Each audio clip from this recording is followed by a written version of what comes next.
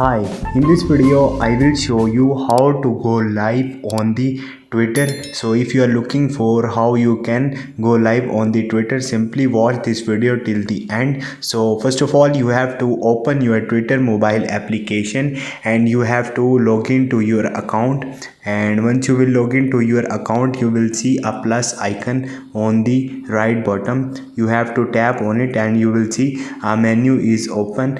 Simply go to the tweet option on this, and once you will click on it, now you will see multiple options here. A new screen popped up, so simply you have to click on this camera here.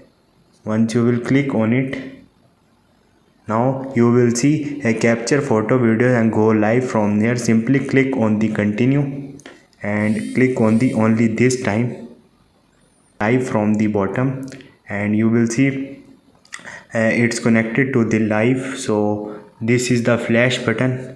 You can turn on your flash from here. Also you can flip your camera front or back. You can also add the location from here, and from here you can invite your friends to watch you on live. So this is the procedure to go live on the Twitter. Hope this video will helpful for you. See you next time. Thank you.